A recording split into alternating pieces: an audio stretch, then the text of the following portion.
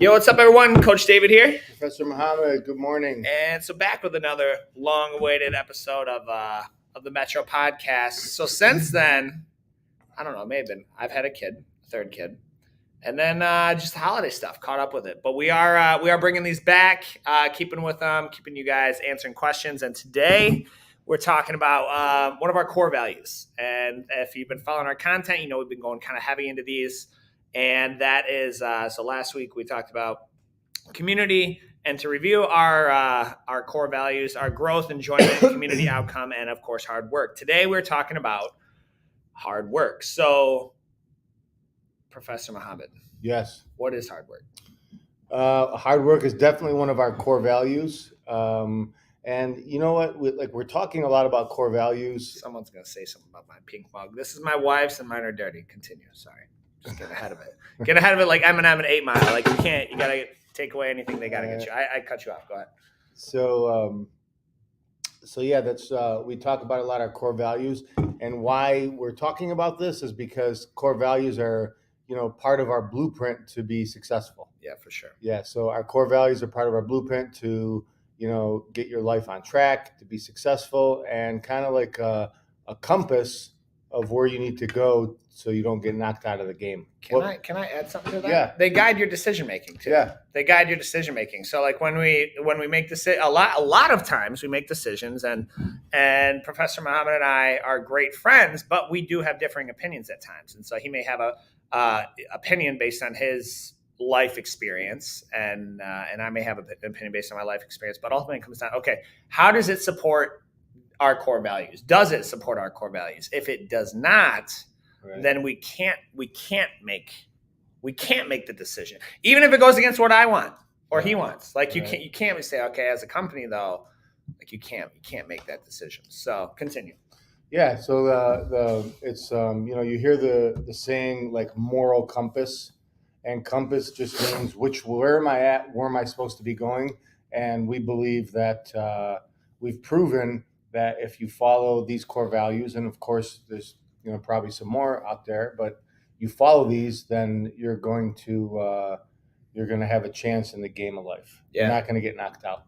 Absolutely. So we have a couple of people watching. Good morning, Justin. Hey, Coach Stephanie. Good to see you guys, or hear from you guys, as the case may be. So okay. So what is hard work then, though? What is it? Because hard work, I remember we sat right here and we made these core values, and we kind of tiptoed around this one because it sounds daunting. Yeah. So what is hard work? So yeah, like as we were putting these together, I remember like we were trying to come up with something that wasn't hard. When you seen, okay, this is one of our core values, it didn't scare people away. Yeah. And you know what? And we're trying to come up with something that really helped align with what we believed in. Grit was a close second. Yeah. Grit was a close second. Yeah. So I think what we came up with is like, one is you don't have to be afraid of hard work, because hard work just means putting one foot in front of the other and just moving forward. You don't have to break your back or break the bank to work hard. You just have to be consistent, and one of the easiest way to explain that is just, hard work. It's not hard, but it's just being consistent. That's the easier way to put it, maybe. Yeah, and you kind of took the words right out of my mouth, right? So like it's not difficult for really anyone in America, just about anyone in America, to go to the gym and work out heavily for 60 minutes or 90 minutes. That's not difficult. No. What is hard is to work out 45 minutes 5 days a week. That's quite difficult, and for that reason, a lot of people don't do it. So what makes it so quote unquote hard is the consistency. Now I'm going to add this caveat though. There are some times where you're like, you look at something and you say, there's got to be an easier way to do that. So certainly give it some thought. Like, give it some thought. Think through it. If you can work smarter, by all means, like, work smarter.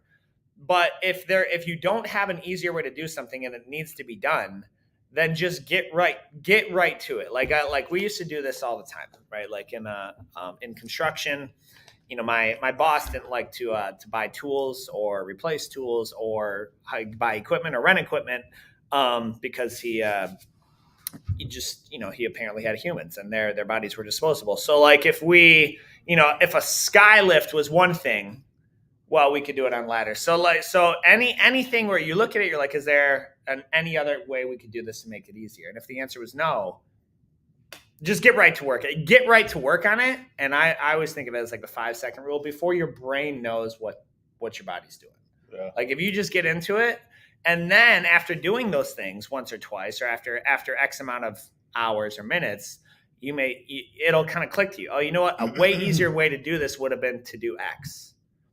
And we do that a lot in a lot of our processes. Like we work through it. We do it the very difficult way. Like how many times have you worked on something and it took you just way too long only to find out there was an easier way to do it? And then you could teach your team and our coaches like an easier way to do it, to learn from your mistake. How many times does that happen? Every time I picked up a hammer or a screwdriver. Oh, well. Okay, yeah. Well, I mean, sure. Like with the physical side of it, but even on the tech side, right? Like I believe that's where innovation is spawned. Is through the hard work, and then the hard work. There's value in it to begin with. By the way, I believe there's value in it, like of just consistency and what makes hard work hard is the duration. It's not. You can do anything for 60 seconds. You can do anything for 30 minutes. You can do just about anything for 60 minutes. But doing something, raking rocks, raking dirt, moving stuff with a wheelbarrow, even if it's not ultra heavy, for 10 hours, that's difficult. That's quite difficult, and it can be quite exhausting. Yeah, and you know what? When you're working hard, like if somebody's a millionaire, if David's a millionaire and he loses $1, he might not even know it. He might know it, or if he drops it, it's not going to be as important to him as somebody who does not have much money, who's very poor, and they lose $1. They lose, most of what they have, or a lot of what they have. It's a big loss to him. And hard work teaches you the value of everything that you have in your life. Your physical, your emotional, your social, the work that you put into every area of your life. Yeah. It creates a lot of value, and then you can see that you build a net worth of that. And it doesn't have to be the actual money, but the hard work you put into your community, your training, your physical routine. Obviously, that's what we're here for. You'll see that there's a lot of value in it, and you can only start to put a price on it when you work hard. So I'm going to interject a question here before our next one. Is Jiu-Jitsu hard work? So, yeah. Jiu-Jitsu is extremely hard. And honestly, I mean, yeah, you can vouch for this one. It's not that it's hard physically. No, it is. It is hard physically, yeah. But in my opinion, Jiu-Jitsu is, you're forced to put a big puzzle with really, really small pieces together, and you teach your brain about problem solving. In order to problem solve, you have to work hard in order to do it. Like you ever do one of those big puzzles, family puzzles with like 500 or 1,000 pieces that seem impossible? Like Amanda likes those. Oh, she does? I'm not a fan of puzzles. Oh, my girls love those puzzles. I don't puzzles. have time for that. But yeah, you have to work hard. You have to be consistent in putting those pieces together. And you're not going to see the things come together until you've been working on it a while. And when you do, like the value and the hard work you put into that puzzle, it really, you feel better about yourself. And in Jiu-Jitsu, the puzzle fights back. Yeah. So it's like you'll put a piece in and then it'll just take it right back. So it makes it but exponentially harder, than a traditional puzzle. I do agree with you. So jiu-jitsu is absolutely physically hard, but it's far more mentally straining. Yeah, it's mentally straining because of the delayed. I mean, this would be more of like the growth core value which I think we spoke about. But what's up, Alan? Hey, Alan. The delayed growth. Like what, nigga, show me another art where you're like, you can train something for 4 years and you haven't even reached the middle belt yet. Like you're not even like in the middle of the road, purple belt, right? Like you train something for 4 years, and you're like, yeah, you're still considered quote low rank as a blue belt. Usually, right? Like so that's unheard of in today's landscape. 4 years, you're gonna get a bachelor's, right? Like you have 4 years, you can get a bachelor's, 4 years at a career, like you're usually some type of mid-level management, if not upper management, depending on your skill and experience. And so so it's that, and and it I was thinking about this in jiu-jitsu. The coach, like I got subbed yesterday or the day prior, right? I got subbed yesterday. And so the coach like still gets humbled. Things still don't go your way. You still get humbled and things still, like as you're trying to think, they go poorly. Where other workspace is that an option where like the manager or the CEO is put in a position where he could be not humiliated, but he could be humbled by his subordinates? Yeah. Not that our team is subordinates, but you understand the rank situation. So like that, and that messes with your head, man. Did you see that? You see that YouTube video of that black belt, like a 4th degree black belt who put on a white belt and went to class and was position training, and he just, of course, he ran through the whole school. I saw the one, I think, with Alan Belcher years ago. Yeah, I think the same one. Okay. Yeah, same one with Alan's. It was Alan's boy, though, to my knowledge. Yeah, so. Yeah, and he just ran through the class. You could see like these like 4-stripe purple belts, like their brain couldn't compute it, right? So a 0-stripe white belt getting like hook flips and mounts and like mounted triangles, and they're like, it was like severe case of cognitive dissonance. That is equivalent to going to one of those circus or carnivals, and they have these games, and you see everybody trying it. Somebody stepping in and nailing the game or throwing the hole in the ring every single time. Yeah, like it would boggle the mind. Yeah, it would jack with your head for sure.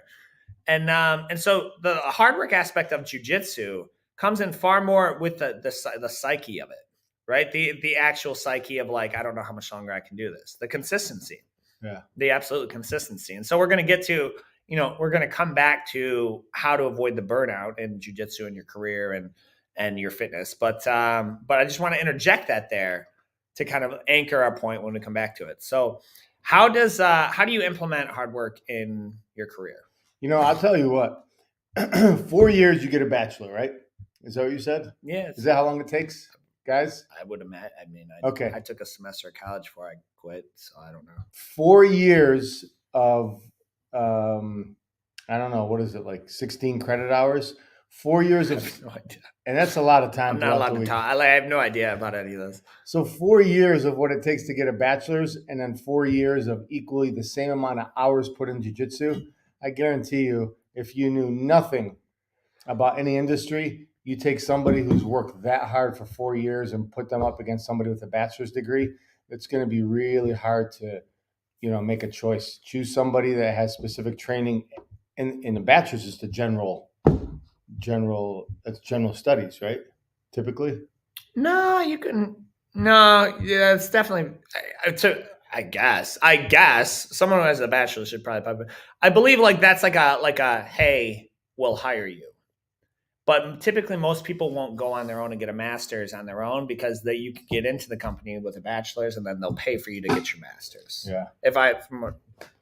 Yeah. My limited knowledge of the business of college and I've hired people with business degrees that to work for me at GNC, and I'll tell you what, like from my personal experience, people who have trained martial arts and Brazilian Jiu-Jitsu for many years full time have so much more value. Yeah, sure. Have so much more value. They have more emotional and social intelligence and posture than someone with a 4 or 5 year degree. Yeah. So there, and I think, if it comes down to, because we talk about consequence a lot when teaching class, we talk about risk analysis a lot when teaching class. We talk about risk versus reward. If you do something poorly in jiu-jitsu, you will get submitted. You will get choked. You will get your arm broken or at least tapped. There's pretty immediate and severe consequences. I notice this most in takedowns, right? If I go for a takedown and I don't do it right, it gets reversed, and I just had a 200-pound mammal drop on my chest. That's immediate consequence. How many times have we seen? I'm gonna call out the medical industry here. The copious amounts of wasted funds and resources in the medical industry and probably the educational industry as well, specifically colleges, like to not get results in terms of way more efficient ways to do things.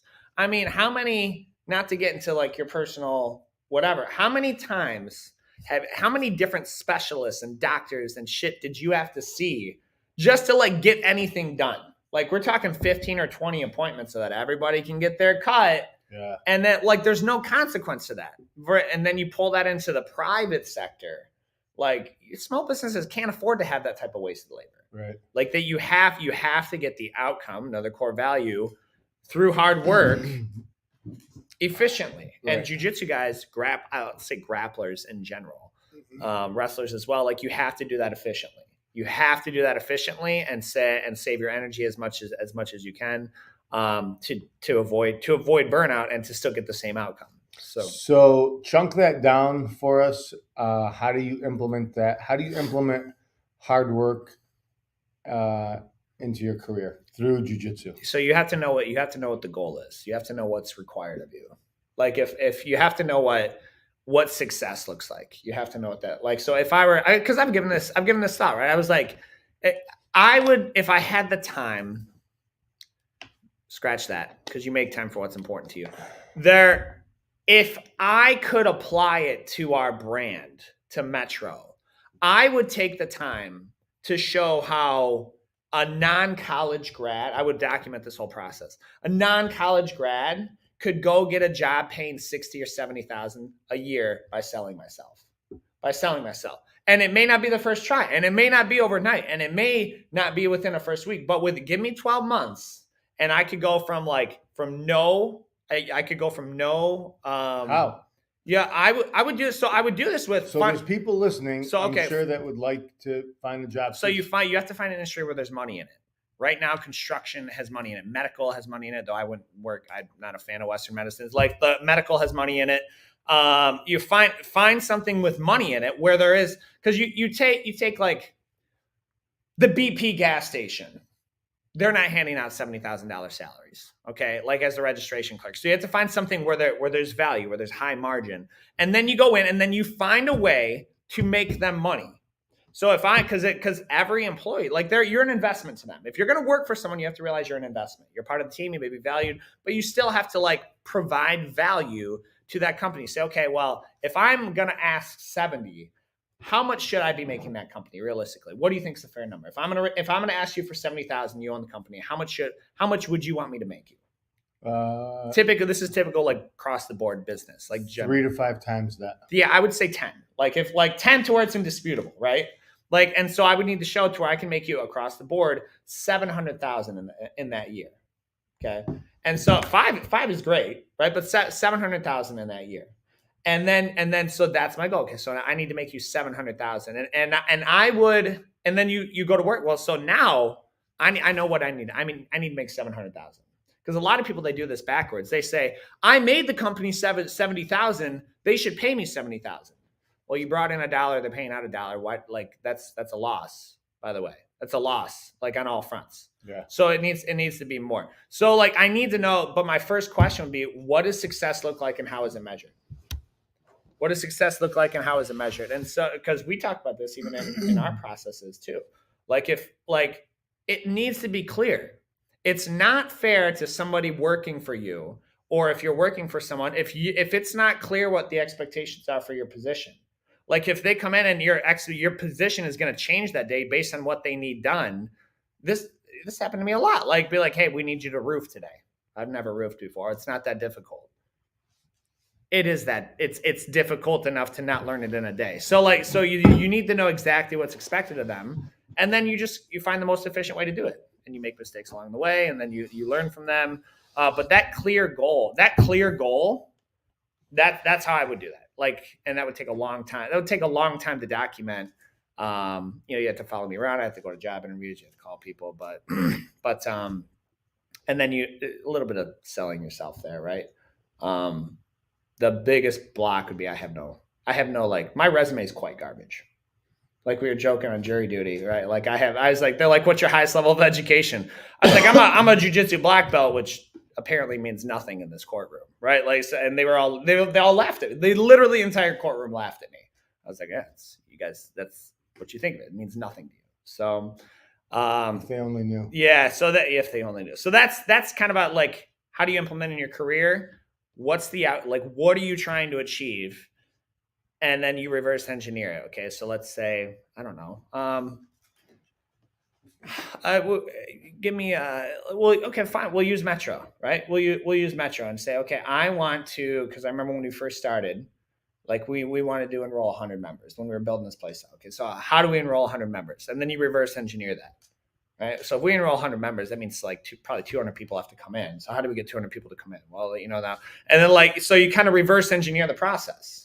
If I need to build something, okay, well, how do I build it? Well, I don't, we start with whatever the building process is and go backwards from there.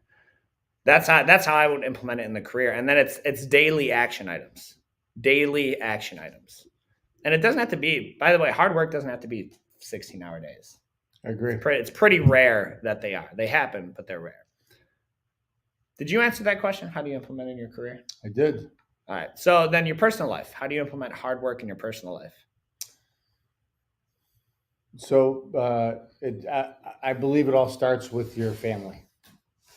I believe it all starts with your family, your parents, your spouse, siblings, like, those are the people who are closest to you. And how you implement it is you have to support the people around you. And it doesn't matter how far back you go, but you can't make, for the most part, you can't really make new friends that are going to be friends for like 10, 20, 30 years. So if you go back to friendships that you had that were genuine when you were in like grade school, keep those ties of friendship with those people. Like, if you had friendships or connections with people like in high school or whatever, or when you were after high school, keep those ties. And those are people who know you for, who you once were, and will accept you for who you're trying to be. And, I believe you incorporate jiu-jitsu and hard work into your personal life by working hard for the people around you and trying to serve the people around you. Starting number one with your mother and your father. Your aunt, your uncle, your grandparents, and then your neighbors. I think that, your personal life starts with those people that are closest to you. And I believe you implement it by supporting those people, being available for those people, checking in on those people. Can you elaborate on, you mentioned childhood friends who knew you really well. Like, those are relationships that are, like, because of the history, they're important and worth keeping. Yeah. So, I have a friend whose mom passed away in Ohio. I'm going down there to see him. So we spent a few summers together, and we developed a friendship, and we were both part of the community. And then, the Muslim community. Yeah. Arabic community. Arabic, Muslim, okay. Yeah. Okay. Just you and I know, but a lot of people viewing don't know. So. Yeah. So he was part of, like, our community, our network, and his mom passed away. And so I haven't seen him in years. So I'll usually see him at, basically weddings or funerals over the last, like, 20 years. And, but we had a few years where we were friends and we hung out, and, we just knew I like this guy, and we, became friends. And even though there's been a gap in like 20 years since we've really spent time together, going back to support someone who you had a friendship with, for me, is your personal life.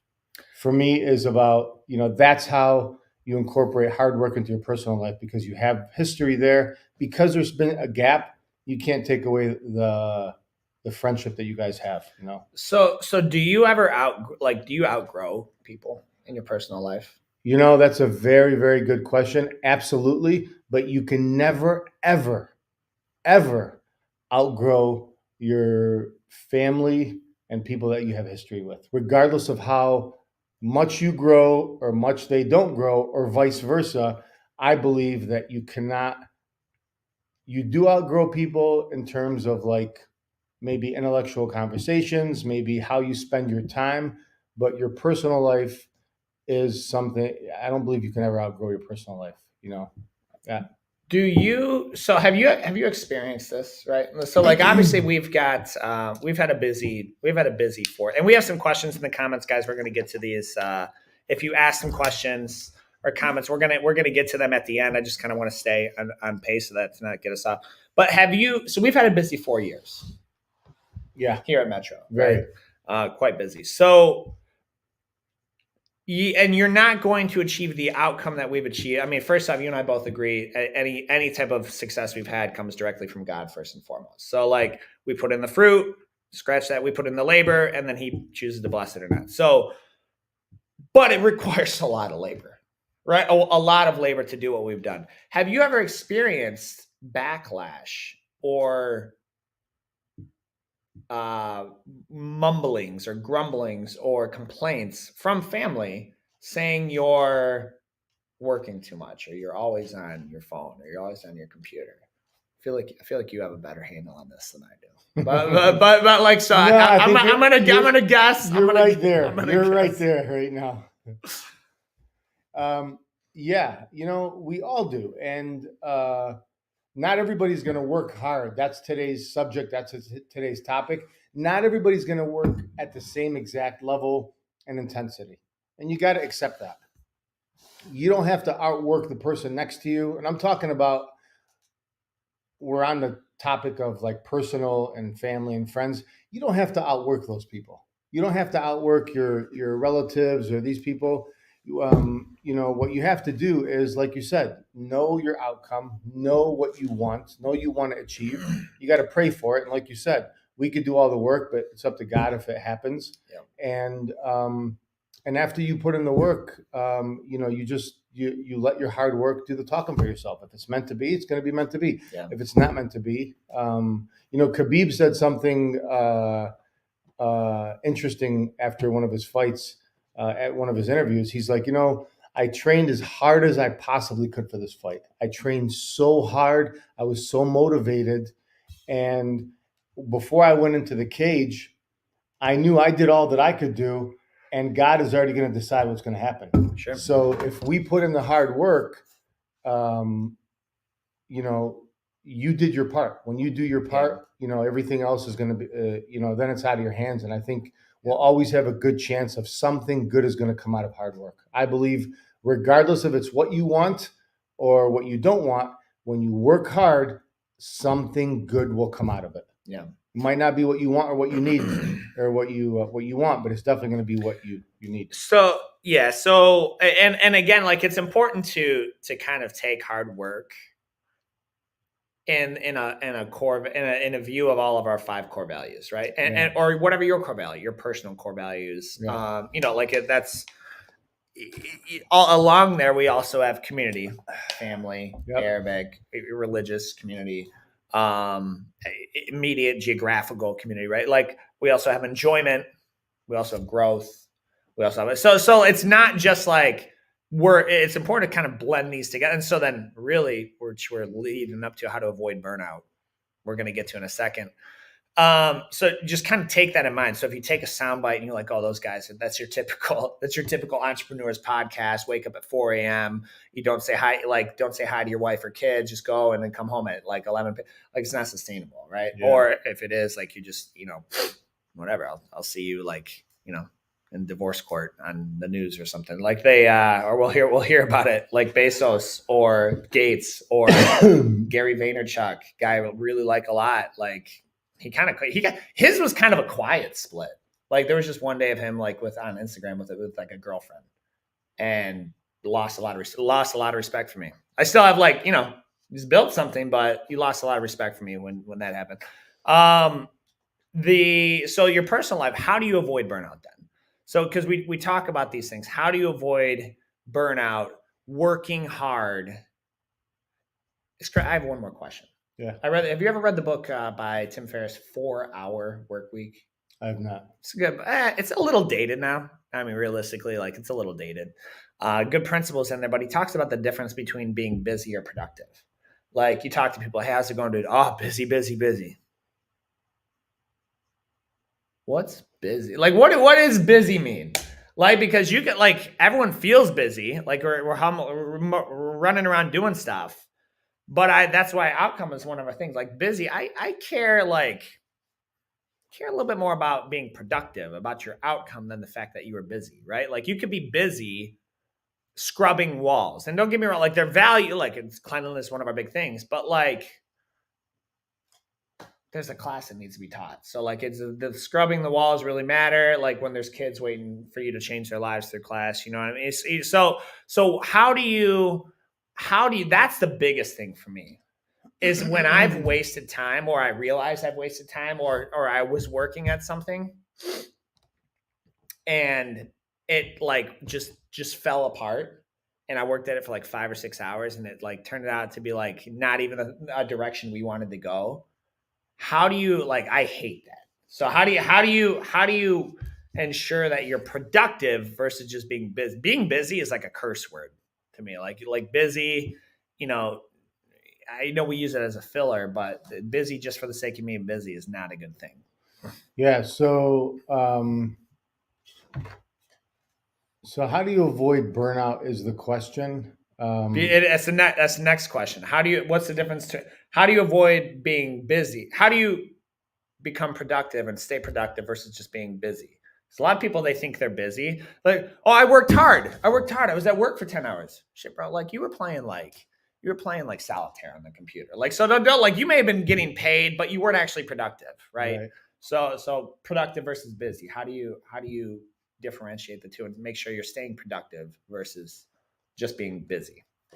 Yeah, I think you just summed it up. If you're working an 8-hour shift and you're on your phone and you're not doing the job, then you're staying busy. Productive means you would be doing the actual job description. Yeah. So just having focus, which Jiu-Jitsu definitely helps you with, helps you have laser type focus on what you're supposed to be doing. Yeah. So I think it's really simple. You don't overcomplicate that one.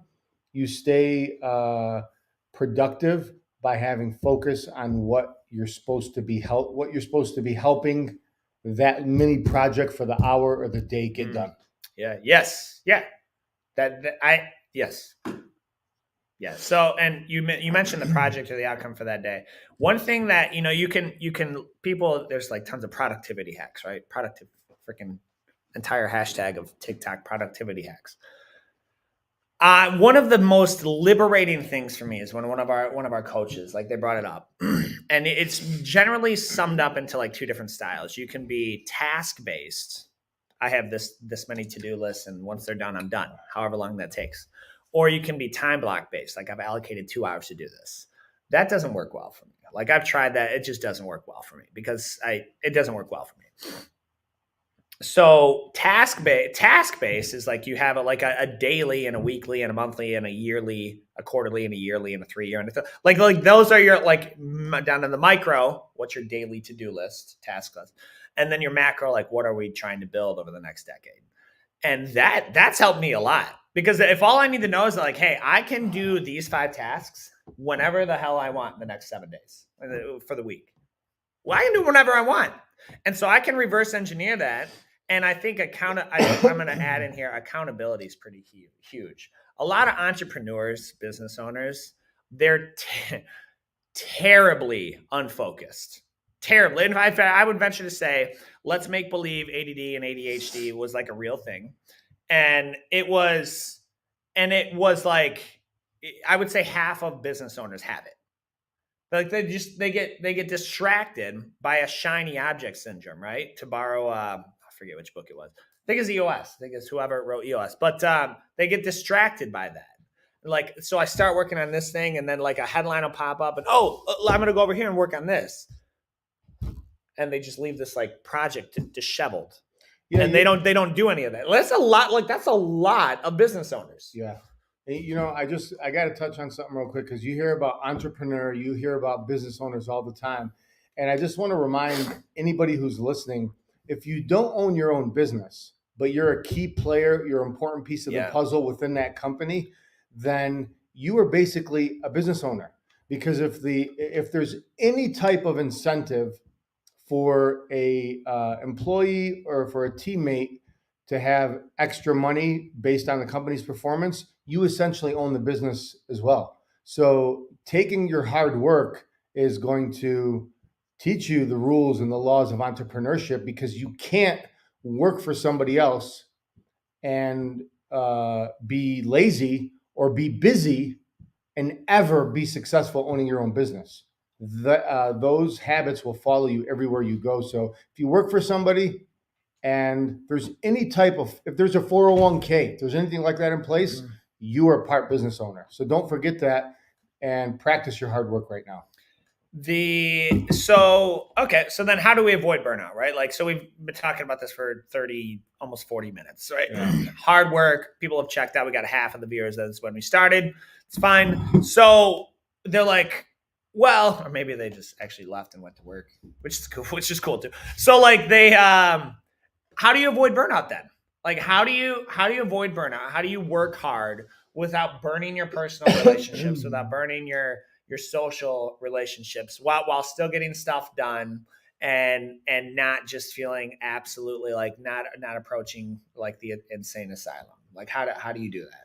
Yeah. So burning out is, we all need to take a step back and catch your breath. Everybody. It doesn't matter how young you are, how old you are, how experienced. You know, I was talking to a builder the other day that is one of the biggest and most successful builders in Wayne County. Oh, right on. Yeah, and so he takes a yearly trip to Florida. He goes golfing with a few other people, and he can take a trip multiple times a year, but he doesn't. He works hard, and he budgets one time a year for himself, another time a year for him and his family. And of course, he gets the. Oh, he goes to Florida alone? No, he goes with a group of friends. Without his family? Yes. Yeah. So. Yeah, if it works for him. Yeah. So, you know, burnout is going to happen if you don't take a step back, check in with yourself, and, you know, just appreciate the work that you've been putting in. Some people, you know, you don't want to do that too much, but you do have to take a step back and slow down. And I got to remind myself to do it all the time. Slow down and be present in the moment, instead of like a mosquito or a bumblebee that's, you know, going here to here and there and here and there. They're just everywhere. You got to slow down, and I think that's one thing that can help avoid burnout. Yes. So one of the greatest hacks to working hard, right? Like, and I just need to. I'm going to give a real quick story. You guys are going to have a telescope, sort of a lens into my childhood, right? So I grew up in the country, a place called LaSalle, Michigan. So it's near the state line, about 10 minutes from the state line. And it's on like 10 or 7 acres. And I loved going to school, because on weekends, that meant we would just be working. We didn't have a farm, but we worked like we were on a freaking farm. And so like we would do like lots of manual labor, lots of fixing this or cars or tractors or cutting. Like, so, and then summers, like most kids look forward to what? Most kids, summer break, right? Saturday mornings. No, man, it wasn't that. Like summers were like if I was lucky, like I would hang out with my friends 5 times or 7 times in the summer, like for a day, right? Like they might come over, but like I was working, like we'd have like lists. I was working. As a kid, you would work the list that was given to you, because I'm very pro like keeping kids active, right? So like, hey, make your bed, freaking change the dog, like giving them a list for some responsibility. The lists were like never attainable in a week, let alone a day. So it's just as running less for the summer. And so I hated that, right? I learned to just be like, well, this is kind of where we're at. There's no way out of it. I'm just going to work and make the best I can.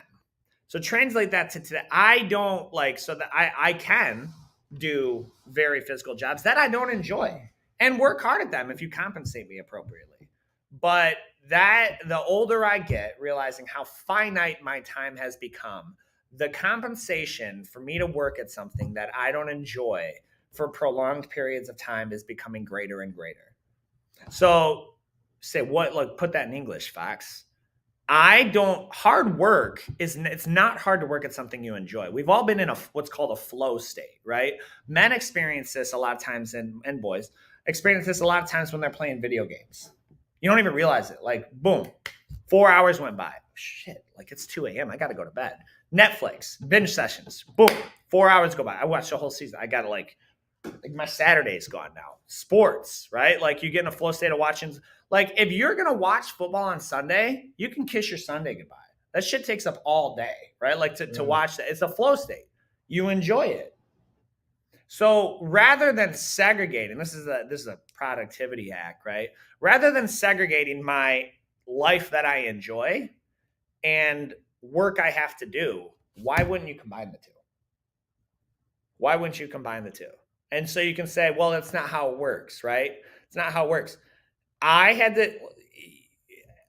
We live in an age right now where there are 12-year-olds getting paid way more than anybody watching this program to play video games.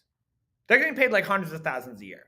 So like you don't really have the luxury of saying that's not an option anymore. If it was 1922, sure, I'd agree with you. You got kind of a finite job options. But why not combine the two, right? So that you kind of compare, like especially our core values, enjoyment and hard work, you combine the two that way. So that now I just need to worry about, well, the other responsibilities. I need to take care of my home life, my personal life, my things like that. So avoid burnout. Do the things you enjoy. Do what you love. Do what you love is huge. And then I'm going to steal my pastor's line. He actually had a really good line about this, talking about the mission of the church. He's like, a lot of people, they work to vacation. They work so that they can essentially rest because they just, for whatever reason, like they toil, they work so that they can rest. He's like, you should really only vacation to rest so that you can go back to work. Right? Like, so if like that's like, and we've all been, have you ever seen the movie Christmas Vacation, or really National Lampoon's Vacation? Ooh, National Lampoon's Vacation. I've seen Home Alone 1, 2, and 3. Yeah. Well, different. Those are Christmas movies, but National Lampoon's Vacation, it's like vacation gone terribly wrong. It's supposed to be this really enjoyable time, and it just goes awry, right? Yeah. And I think we've all been on a vacation that was supposed to be relaxing, and you're just like, dude, that was terrible. Like, it was so stressful. Like, I didn't get to relax, or this went wrong. And so if you just realize, like, I'm going to take this time so that I can re-energize and go back to working at what I want to do. Now, if that means one big trip a year or 2 big trips a year, then that's what it means. If it means 4 weekend trips, if that means 1 day a week that you're like, hey, my shit's on do not disturb, don't talk to me. That's what it means. Yeah. And that's different for every person. That's different for every person. And you know, I just want to like touch on that because obviously, or you can correct me if I'm wrong, if you were to go on a vacation, you would not go with friends. It would have to be with family. Because you gave a look like, oh. I understand I'm in the minority of that. And I'm not like judging someone who's like, hey, I'm going to go on a men's retreat. I have gone on men's retreats. Like talking about vacation. Well, you're talking about golfing with a group of men in Florida? If that's your thing. Yeah, that's golfing. I wouldn't really call that like I can't think of a group of men I would go with. Like I can't think of a group of men that I would go with. You know, so like honestly, like someone I'm gonna go with that share my worldview, that I'm gonna like go because I like that enjoy when I'm not golfing. Like you asked me to go. You remember when that member, Mike, he's like, hey, coach, yo, you play poker? I was like, I will play poker. He's like, you want to come poker with me? I was like, nah. Dude, he was so pissed. He was so pissed. He walked right out. He was like, he quit shortly after. I think that might have been why. But like, it's just, I'm not going to spend time. Like, there's just certain people you're like, nah, I'm not going to spend time with you personally outside of here. See, that's my, you don't have to have the same view. You don't have to. Like, that is, I understand. It's just mine. Like, it's not like a. I believe you have to take a family vacation, but I also believe the men or guys have to go out on their own and get some air, vacation, or golf, or whatever you want to call it, on their own. I think a man needs that. He doesn't. Yeah, I get that here though. That's right. At Jiu-Jitsu, like I get that retreat. I get that 2-hour retreat 5 days a week.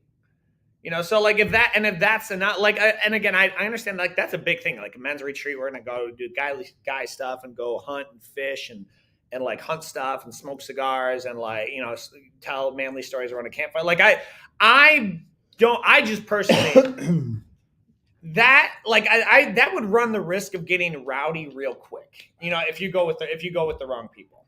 So like that would be my caveat of like, oh boy, like I don't. I would run the risk. Okay, who's one or two people that you wouldn't mind going on a vacation with here from the gym? With my spouse? No. So just alone. Yes. You're gonna make me call like cherry pick my favorite. Well, okay, so like I honestly give me one. Okay, I'm gonna give you, rather than names, I'm gonna give you boxes they have to check. Yeah. Like if I'm gonna go on vacation, like go out of town with you, but we better share a worldview.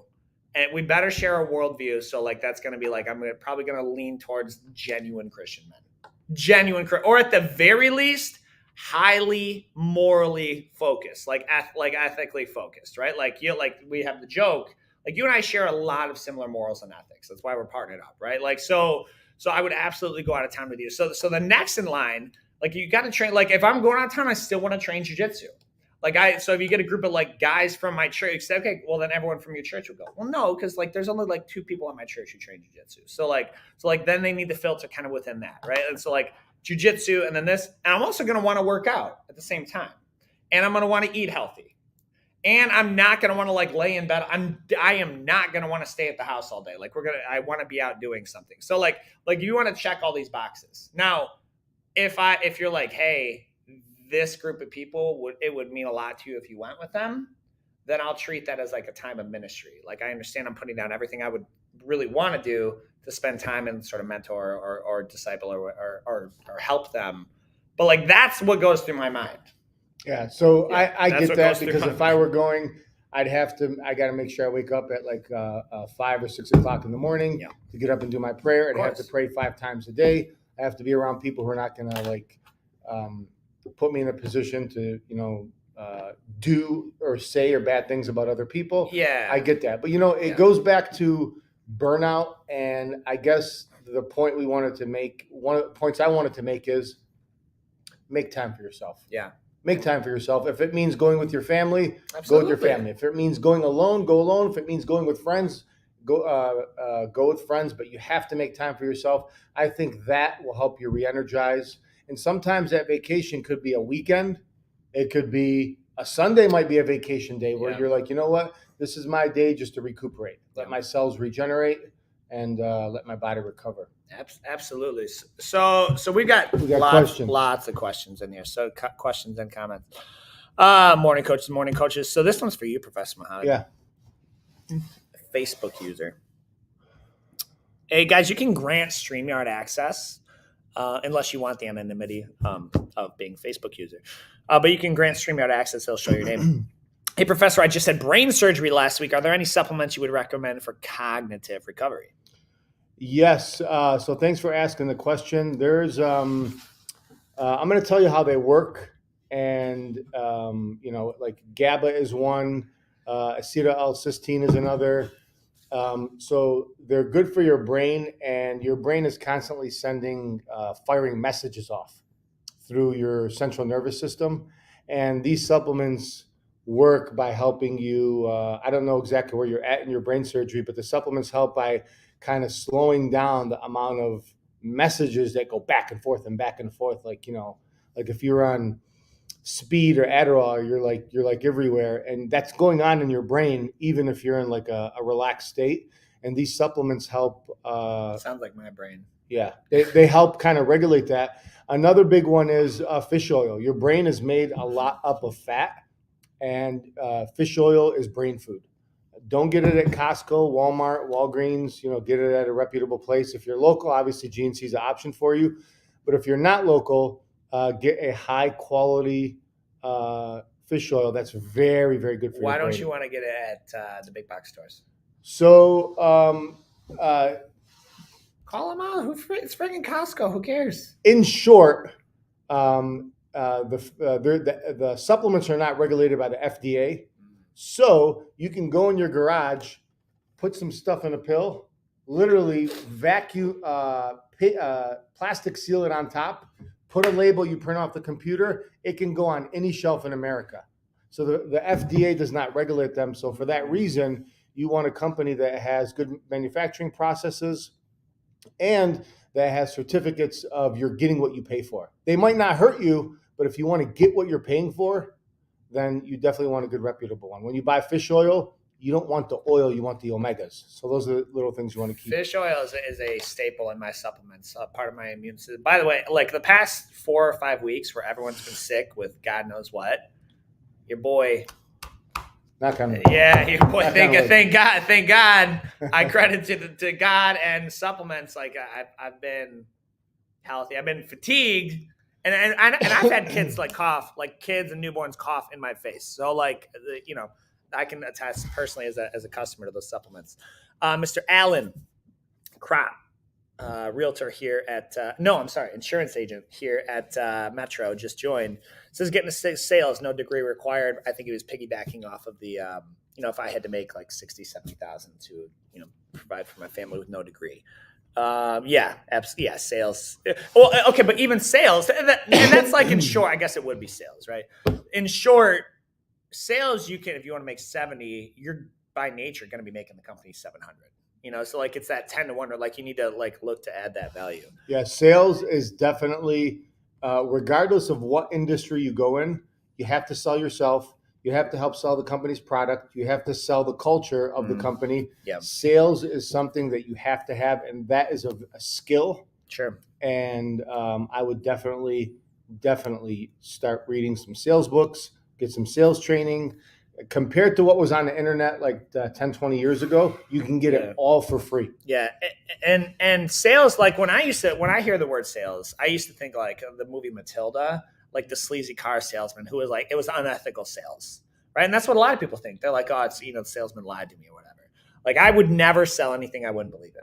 Like that's just a personal thing. Like I would never sell anything that I wouldn't believe in because it's easy to sell something that works. That's why jiu-jitsu, like it's easy to sell jiu-jitsu. Like it's, in fact, people have to tell me to shut up about. Yeah, I jiu-jitsu. Would. I could sell a vacuum or a. If it doesn't work, you can sell me a car. I don't have that doesn't work. No, that's not what I said. Okay. I can sell a vacuum or a car. I wouldn't mind selling them.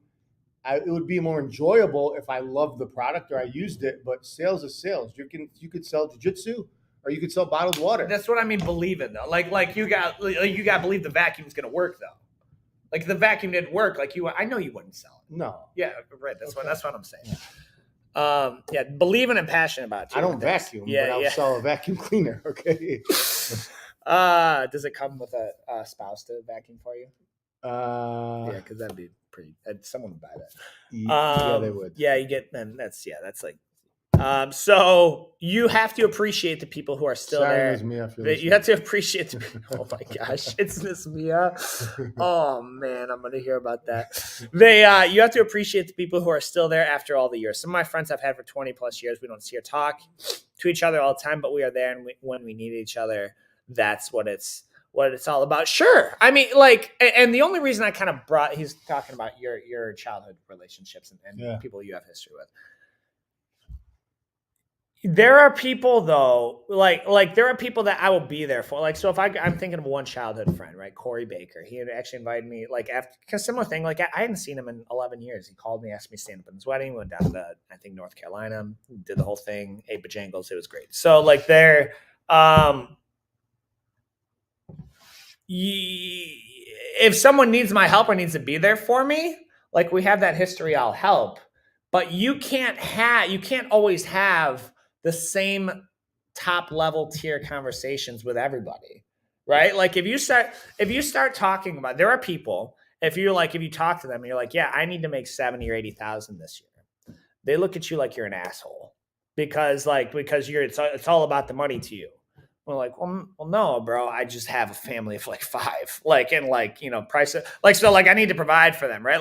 And so you need to have like kind of the same level tier. And most of the people, talking to someone who hosted my 10-year reunion after getting kicked out of the school, so a lot of those people, I just can't have those conversations with, right? So that's all I mean is they're maybe not me on the same level. You can have different conversations, right? I don't like the conversation about the glory days. Mainly because my glory days were not glory days. Yeah. Too. So, thanks for sharing that, by the way. Yeah. Enjoy the little things. Always got to keep things in perspective. Alan I believe in the argument of productive versus busy. He says, well, you're just busy when you're majoring in the minor things. Yeah. Absolutely. Right. Like cleaning out your inbox. Yeah.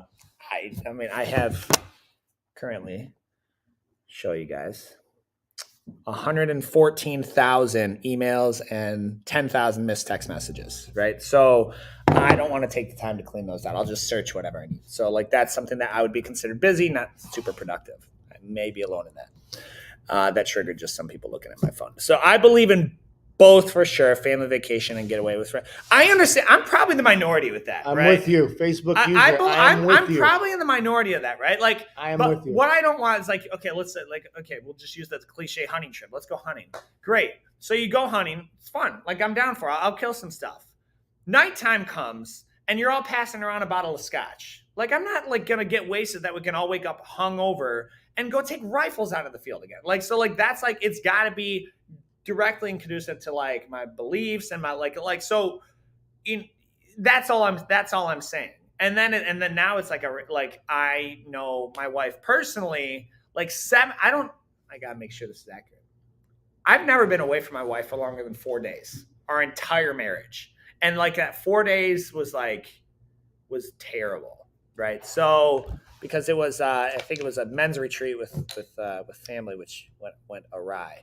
Awesome info. Thank you. I'll definitely be in GNC tonight or tomorrow. Okay, so you'll get to see Facebook user tonight or tomorrow.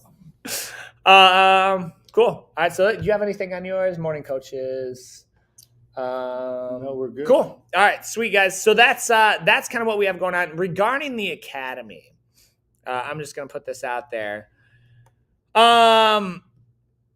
We're running Start Training Jiu-Jitsu today. So we're running it's that time of year. If you're like, hey, dude, it was just Thanksgiving, Christmas is here, and then I'm not doing anything, right? I'm not going to do anything.